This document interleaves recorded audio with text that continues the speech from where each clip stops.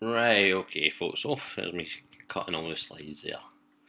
Right, so first up, what we're going to talk about is our mobility and flexibility. So, maybe not the most luxurious topic in the world, and it's the stuff I know plenty of you never get round to doing, but nonetheless, it is so vital in terms of moving forward with your training and making the best gains possible. Now, I say that because in mobility and flexibility, what you need to bear in mind is they're never going to stop injury. What they do is reduce the risk of injury. So, obviously, if you're into a good routine of training, you're making gains, you're building muscle, and then you go and pull a muscle, say it's your hamstring or something, then it can have you out of training for a good period of time, and we don't want that to happen. So we want to be able to reduce the risk of injury, as well as improve our range of motion through exercises. Now, our mobility will do that for us. Now, more mobility means more muscle fibre recruitment. More muscle fibre recruitment means we build muscle. Build muscle means we get stronger. So, without further ado, let's just get started. Right, so first of all, what is mobility and flexibility? So, mobility is the ability to move. So, try your best not to get the two mixed up with one another. Flexibility is the lengthening of the muscle. So, to put things into perspective for you, your mobility is more so your movement through joints, and your flexibility is how supple you are through certain muscle groups. So your stretches that you do at the beginning of sessions or after sessions. What does it do? So it's a loosening of the joints, and like I mentioned in the previous slide, it increases a further range of motion. More range of motion means more muscle fibre recruitment. More muscle fibre recruitment means we get stronger. More stronger. The more we get stronger, the more we build muscle. Why do we do it? So, to move better and to feel better, again, I think it all stems back to when you're doing an exercise, if you can increase your range of motion through doing that exercise, like I say, it's greater muscle fibre recruitment, it's more bang for your buck with training. So it's so vital that we warm up appropriately. That is when I would be adding these sort of mobility and flexibility drills in. And this is why we do them, for a greater range of motion, so as we're getting more from our training, so as we're building more muscle. So I mean, it's all well and good going into a gym session and just going straight into it without appropriate warm up, but are you really getting the most from that session? It probably takes you about 10 sets in total before you really warm up to doing that specific session.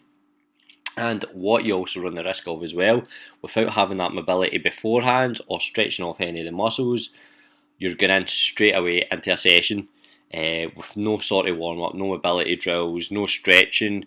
So your muscles aren't ready to train yet.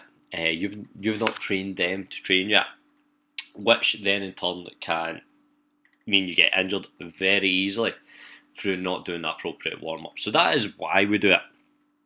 And like I say, it's more bang for your buck with resistance training. If you can get a fuller range of motion, increase your flexibility with lifts, you get more from them. You can increase that muscle fibre recruitment. How often should we do it? The more often, the better. Absolutely. So I always advise daily. Just simply because, like I say, the more we do them, the better. You're not going to get any DOMs from doing these. You're not going to be sore the next day. You don't need to recover from this, so it can be done as often as possible. Daily, ideally, if you can get that done morning and night, first thing in the morning or before you go to bed at night, or any two times during the day, really. Get them done twice a day. If you do them 3 times a day, go 3 times a day. Like I say, the more the better. It's like anything else you do in life. You want to play the guitar? Go and get guitar lessons.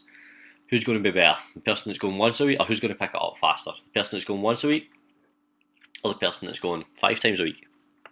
It's going to be the person that's going 5 times a week. So it's going to get you results a lot faster the more often you do it. And this is stuff that really shouldn't be overlooked when it comes to training, because like I say, there's nothing worse than getting an injury when you're a good stride of training and it totally sets you back and you're all the way back at the beginning. So never overlook your mobility drills, because they're a lot more important than you actually think. And when I would do them as well, so or I would get them into warm-ups and cool-downs. Then it's easily enough done at the gym. You can spend 5-10 minutes doing these sort of warm-ups, and then you've obviously you get your cool-down afterwards, where it's more sort of restoring resting heart rate and bringing your heart rate down, and again getting a good stretch after the muscles have just been worked. So I would say probably tend to go more towards the mobility drills at the start, and then as you're cooling down, flexibility will come more into play. Where do we do it? That's the beauty of it. It can be done absolutely anywhere. As long as you've got a mat, God, even if you need a mat, you can still get dynamic warm-ups and stretching done without a mat. But yeah, as long as you've got an open space, you get plenty of room. Can be done anywhere. That is the beauty of it. And that's why you get no excuses for not getting up earlier in the morning, getting a wee yoga stretch done, or even last thing at night before you go to bed, or before you even go to the gym. Can be done absolutely anywhere. Like I just mentioned in the previous slide, so whenever it best fits into your day, ideally warm-ups and cool-downs when you're in the gym. Again, just to sort of reduce that risk of getting injured. And it's a good sort of gap filler when you're in the gym as well. Because like I say, it's the nitty-gritty stuff that folk can never be bothered doing. But it is so important when moving forwards with your training. So warm-ups, cool-downs when you're at the gym. Otherwise, anytime it fits in with your schedule. Right, okay, so next up, I'm going to talk a bit about RAMP. So this is just a quick slide basically explaining what the acronym is, and then I'll go through them all in greater detail. So RAMP is how you should be structuring your warm-ups. Now, this is through raising your heart rate, your R, activating the muscles, your A, mobilising joints, your M, and potentiating for the session as your P. So what do we mean by these? Well, first of all, raising the heart rate, dynamic warm-up, so that can be done through squats, lunges, press-ups. Anything that's elevating the heart rate slightly more than what your resting heart rate would be. So just enough to get the heart rate elevated, but not too much. You've got to remember it's still a warm-up at the end of the day.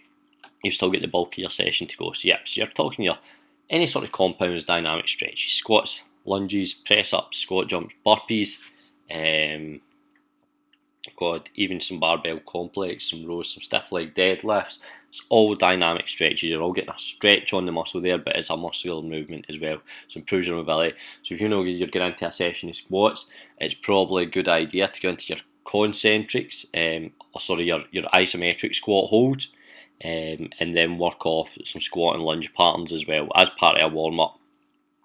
If anyone doesn't know what concentric, eccentric, isometric is, go back on to the previous video, which is about advanced training strategies, and you'll get all the info you need on that. I would go over it, but it's a mobility PowerPoint. Activating muscles. So nice and easy, this one, at least simple enough. Needs to be specific to the muscles being worked. So again, what do we mean by that? If you're going in and training your chest, say you are doing a body part split, you're training chest, right, okay, so I want to get some pec stretches in there, maybe use a Swiss ball, use the bands to come overhead, open the shoulder joints up. Think of the joints you're working. So you've got wrist, you've got elbow, you've got shoulder, tend to be the main ones when you're working on your chest. You're also working your chest muscles, that's your joints, you're also working the chest muscles. So what can we do to activate them properly? Well, a good warm-up, get some press-ups done. Doesn't need to be millions, but see, even you're doing 4 sets of 10. You can't do them on your feet, do them off a ledge, do them on an incline. You can't do them off an incline, do them on your knees. None of this box squat nonsense. Bring all the body weight forward. So that'd be a good way of warming up the chest muscles, as well as maybe even just some cable flies as well, just to activate the muscles properly. Because like I say, sometimes it can take you up to 10 sets before you're properly warmed up and getting into a session. So don't waste your session by just jumping straight into your 10 sets. You're not fully warmed up at that time, and you're really not working to your full potential because you're doing that. So get yourself a good warm up. Like I say, if you're activating the muscle groups, it's press ups, it's maybe lighter benching, it's maybe some cable flies, and then you can get to start on your session. Likewise, maybe you're starting off bench press in your session, and maybe it's 4 sets of 8. Right, we'll say we're going to do 3 warm up sets beforehand, and then we're going to just chuck 5s on either side of the bar. Just enough to activate the muscles, get the joints moving that are going to be used, and then your muscles are warmed up, ready to work to a higher weight.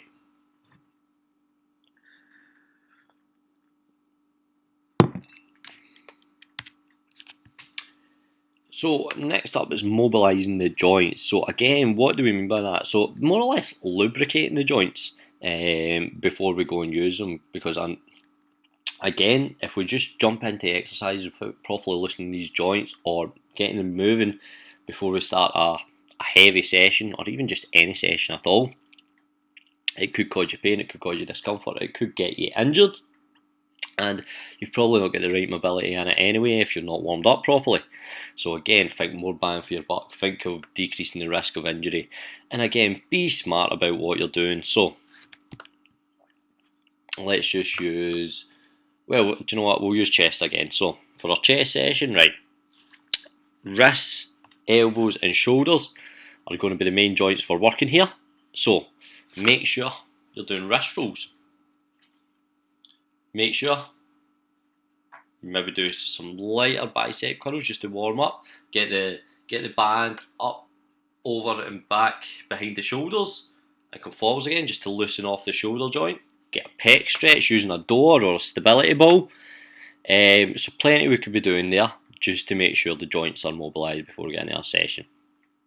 If it's squats, so it's the likes of getting your ankles moving, so ankle rolls.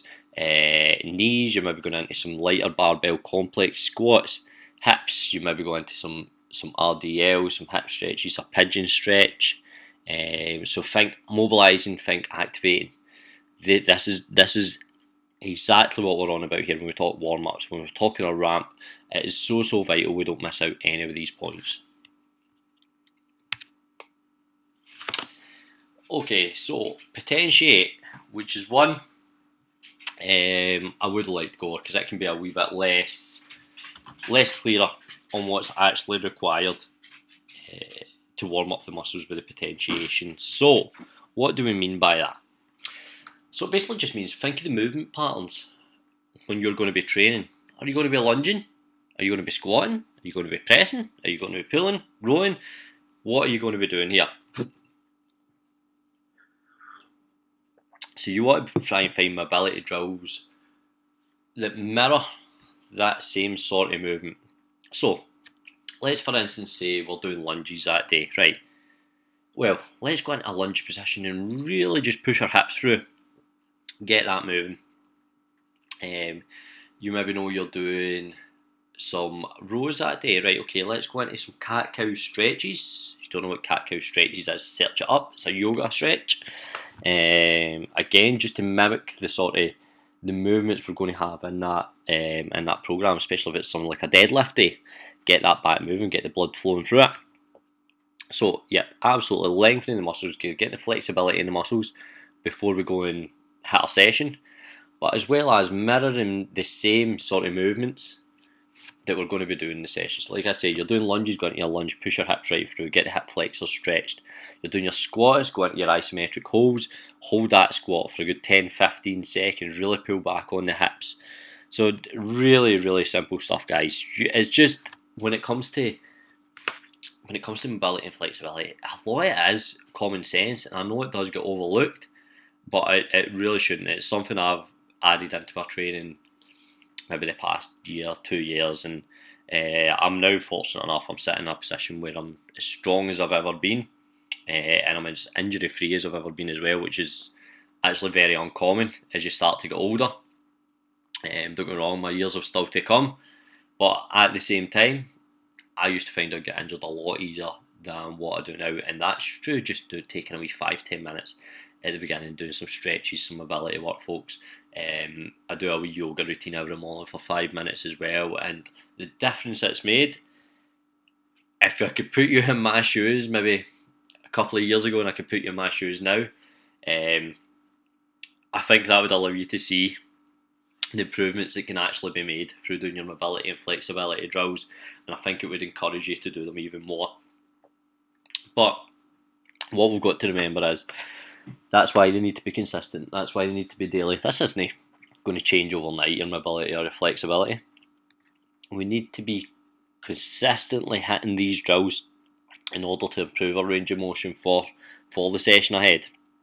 And this can take time, it's not going to happen overnight. You're probably going to need to wait a good 3-4 months before you actually start to see any differences in terms of your mobility.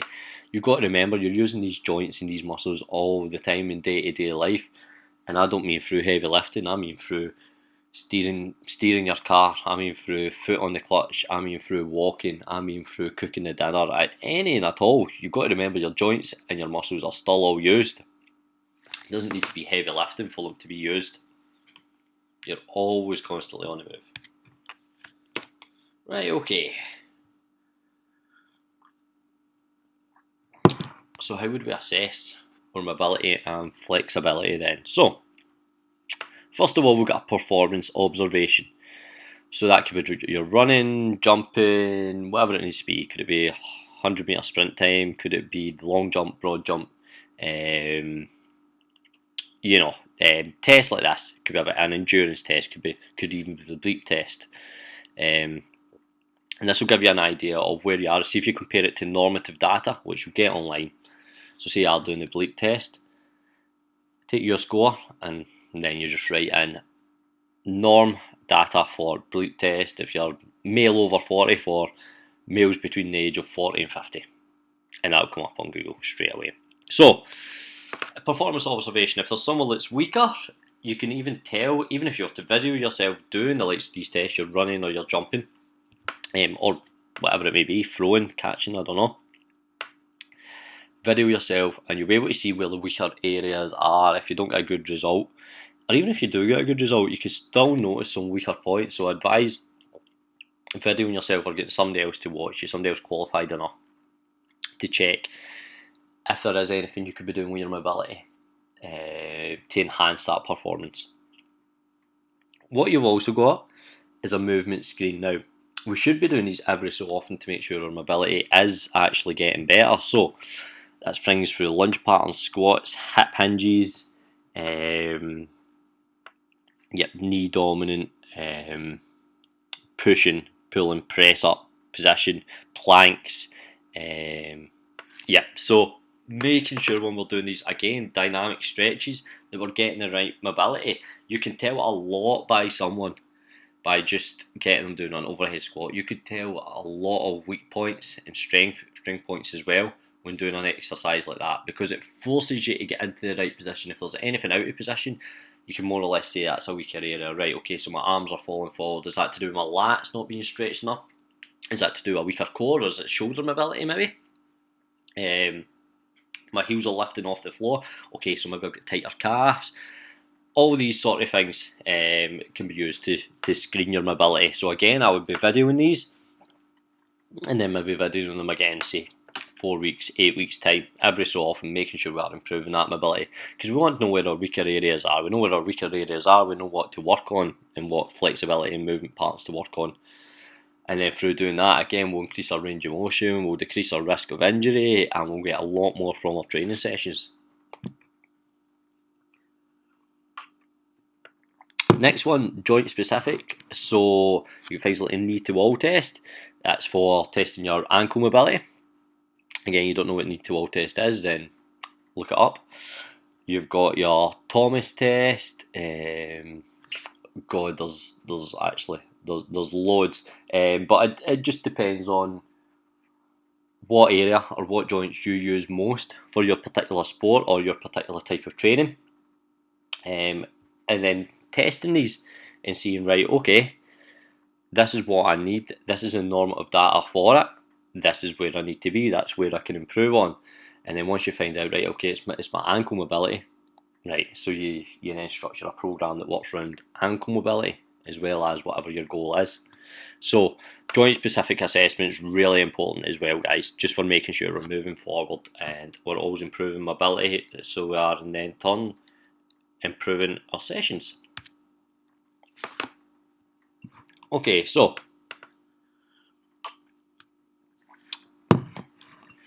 ways we can use this mobility flexibility and add it into our training. So if we're foam rolling, it's more or less just to stimulate blood flow. So it's self-myofascia release. It's called. A beg my forgiveness if I've said that in any wrong way, but I'm sure it's myofascial release. And the best way I can describe this is if you've ever been for sports massage, and obviously they get right in about you, maybe had it in your back or whatever, or your legs even, and they'll use their thumbs or even their fists or their elbows sometimes to get your knots out. Now, that's more or less what your foam rolling's doing here, but it's self. You're doing it by yourself. So it's about finding trigger points, pulsing on them, releasing that knot, and then by releasing that knot, you restore the muscle length in the exercise. And it's a release of lactic acid as well if you maybe get DOMS, delayed onset muscle soreness, after your training. So absolutely, foam rolling is important because it stimulates blood flow, releases trigger points, and that's how to do it in that wee paragraph there. You've then got your bar complex. Now, we'd use that more for warm-ups. So there's an example one there. We could use that. So front squat times 5, reverse lunges times 5, high pulls times 5, overhead squat times 5, single. Oh, that's meant to say SL. Single leg stiff leg deadlift. Pardon my spelling. Would you call that? 5 reps of each. So that would be 1, 2, 3, 4, 5. 2 sets of 25 reps in total. Just use them as a circuit. Again, that's you getting your knee dominant in there. That's you getting your upper pull. You're getting your hip hinge.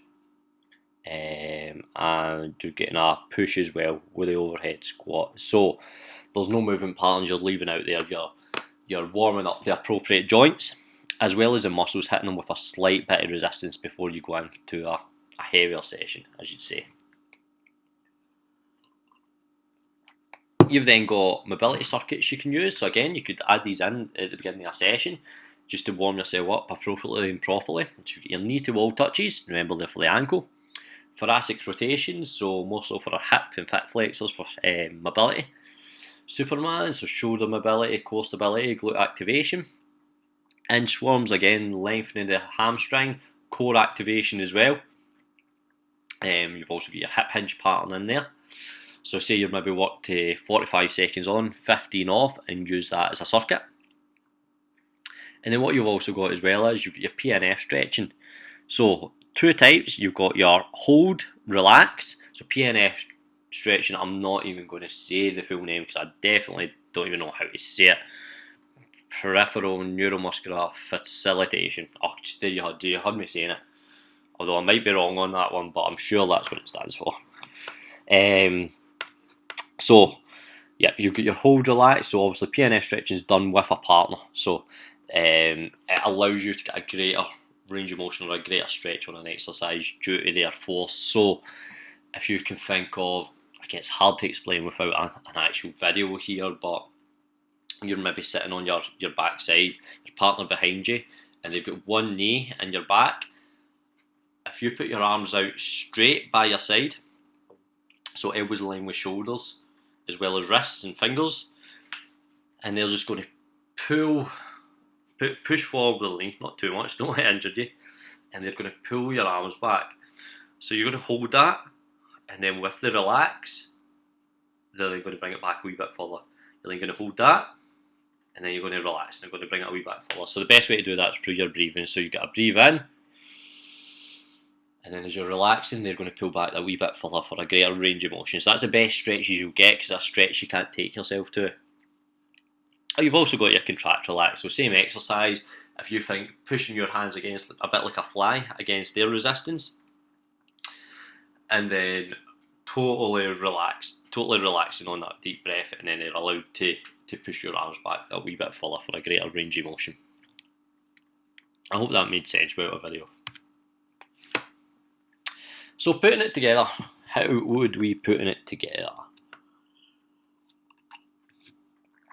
First of all, through our warm-up, so ramp 5 minutes. So what is our ramp again? Raise, Raise heart rate, activate muscles, mobilise joints, and potentiate for session. Spend 5 minutes doing that. Foam roll, so your self-myofascial release. I'm going to look like dafty if that's not how it's said. But yep, foam rolling for 5 minutes. You could do your mobility circuit for 5 minutes. Do your barbell complex for 5 minutes. So that's, you're maybe talking about a 20-minute warm-up, but there you are warmed up properly and appropriately, as well as maybe a couple of lighter sets on a on a bench if you're benching, on the squats if you're squatting, etc. And then at the end, it's all about getting yourself in a sort of a slower paced walk, gradually bringing that heart rate down, maybe using a bit of PNF just to stretch off, to try and take away from any sort of DOMS or, well, delayed onset muscle soreness for anyone that doesn't know what that is, for the next day. But that is more or less it, folks. I hope I've not went over that too quickly for you, and I hope you've got a good understanding of everything in the PowerPoint. If there is anything else you maybe feel like I've missed out, or you would like me to go over in greater detail, then you know I'm only a message away, a phone call, an email, whatever it may be. And I'm sure I could go over that in a bit more detail for you. But what I try to aim to do with these slides or these PowerPoints is not overcomplicate things when they don't need to be. Keep it simple. Again, we take it baby steps. So I think this is either number 6 or number 7 in the series. So it's time to start working on this stuff now. It's time to actually pay attention to our flexibility and our mobility if we want to be able to push past plateau and work ourselves even harder. But that's more or less it, folks. Like I say, any problems, issues, any you'd like me to go over in greater detail, then please just let me know.